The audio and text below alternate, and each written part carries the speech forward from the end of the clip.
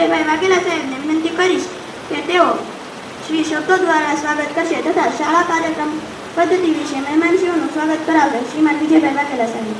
મહુવાના લોકલાગણી જિલ્લા ધારાસભ્ય શ્રી સેવાભાઈ ગોહિલ સાહેબ, આપણા મહુવા નગર પાલિકાના પ્રમુખ શ્રી, આપણા અન્ય તમામ મહેમાનો કે જેઓ અહીંયા પધારી અને અમારું ગૌરવ વધેલું છે, એ અમારી નગર શિક્ષણ સમિતિના શાસનાધિકારી સાહેબ અને તમામ મંચસ્થ મહેમાનો દાતાઓ સાથે હું આપણો કાર્યક્રમ છે એ સમયસર ચાલે એટલે બધાના નામ લઈ અને એમાં સમય નથી બગાડતો એટલે મંચસ્થ તમામ મહાનુભાવોનું હું એક સાથે આવાહન કરું છું, અમારી શાળામાં સ્વાગત કરું છું.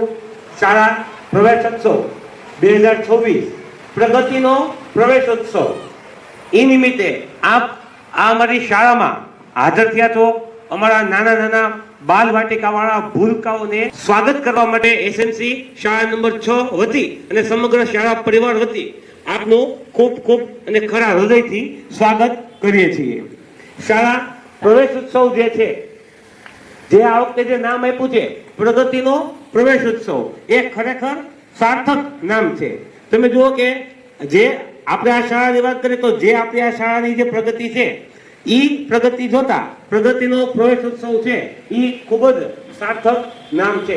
શહેરની મધ્યમાં આવું વિશાળ અને આધુનિક સુવિધાથી સજ્જ બિલ્ડિંગ અને એટલે તે સજ્જ અંદરના વર્ગખંડો એવી આ આપણી શાળા છે, જેમાં બાળ વાટિકાના નવા 112 ભૂલકાઓ સાહેબ અત્યારે આપણી શાળામાં માત્ર આજુબાજુના વિસ્તારના જ નહીં પણ છેક આ બાજુ આ ટીંબી હનુમાન દાદાનું મંદિર છે ત્યાંથી શરૂ કરી અને આ બાજુ ખત્રીની નળ નવા ઝાપા થી પણ બાળકો એડમિશન લેવા આવે છે. એટલે કે મહુવાની ચારે પટ્ટી જે બાઉન્ડ્રી છે, ખાતા ઝાપા, ખત્રીના નવા ઝાપાથી ટીંબી હનુમાન અને હવે રીજન્સી મેગા સિટી, તો ચારે બાજુથી બાળકો છે આ શાળાના પ્રવેશ લેવા માટે આવે છે. આપણે જે પ્રવેશ આપેલો છે એટલે જે પ્રગતિનો પ્રવેશોત્સવ છે તે નામ ખરેખર સાર્થક થાય છે. આ વખતે અત્યાર સુધીમાં હજી આ વર્ષની શરૂઆત જ છે, 8મી આપણે શરૂ કર્યું અને 13-14 દિવસ થયા છે. ટોટલ સંખ્યા 980 થઈ ગઈ છે આખી શાળાની. 980 જે આખા મહુવા તાલુકામાં સૌથી મોટામાં મોટી સ્કૂલ, ખાલી નગર શિક્ષણ સમિતિ નહીં પણ મહુવા તાલુકાની આપણી સ્કૂલ છે એ સૌથી મોટામાં મોટી શાળા છે. અને હજી સતત એડમિશન લેવા માટે વાલીઓની અહીંયા દોડ શરૂ છે. તો આ ખરેખર પ્રગતિનો પ્રવેશોત્સવ છે અને એમાં આ જે મંચસ્થ તમામ મહાનુભાવો છે એનો પણ ખૂબ મોટો સહકાર છે. આપણે જ્યારે જરૂર પડી ત્યારે આપણા શિક્ષણ સમિતિમાં આપણા પંડ્યા સાહેબ હોય કે આપણા ધારાસભ્ય સાહેબ હોય કે આપણા નગરપાલિકાના પ્રમુખ કે તમામ હોદ્દેદારો હોય, બરોબર, એમાં શ્રી ભરતભાઈ બાંભણિયાનો પણ ખૂબ મોટો હાથ છે. એમને પણ આટલું એમની તબિયત નાદુરસ્ત હોવાને કારણે આવી શક્યા નથી, નહીંતર એ સૌપ્રથમ આવી અને બધી વ્યવસ્થામાં લાગેલા હોય, તો એમનો પણ ખૂબ જ સહકાર છે. તો આ તમામ સહકાર માટે આપણે આ તમામ મંચસ્થ મહાનુનો ખૂબ આભાર માનીએ છીએ. શાળામાં આપણે બાળકોને માટે કોમ્પ્યુટર લેબ છે, પછી આપણે સંગીત, ચિત્રકલા અને યોગ એટલે કે શારીરિક શિક્ષણ માટે વિશેષ ખંડ સમયના એટલે કે પ્રવાસી જેવા શિક્ષક છે એને સ્પેશિયલ અપોઇન્ટમેન્ટ કરીએ છીએ, જે રેગ્યુલર શિક્ષકો સિવાય ઉપરાંત વધારાના શિક્ષક તરીકે કામ કરે, જેથી બાળકોને આ બધી કળાઓ છે એમાં પણ મહારત હાંસલ થાય.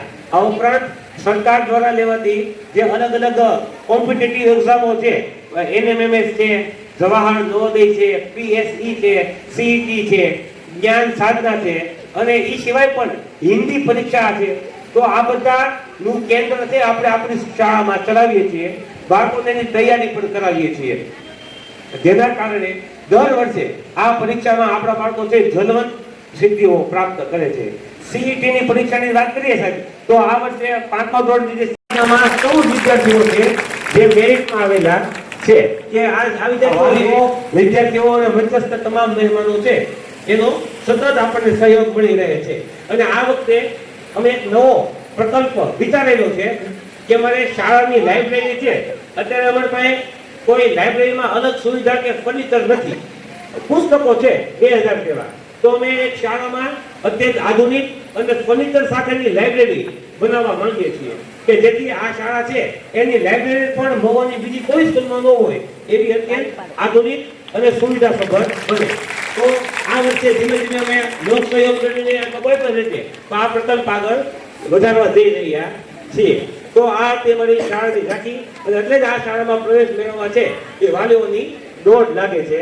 તો ફરી એકવાર તમામ વાલીઓ મહેમાનો નો આપણે કરીએ છીએ અને અમારી શાળામાં જે દાતા છે જે હર્ષદભાઈ કાણેકિયા અને જે દિવ્યકાંતભાઈ ત્રિવેદી એમનો પણ આ તકે હું આભાર અને સ્વાગત માનું છું. અસ્તુ. જય હિન્દ, જય ભારત.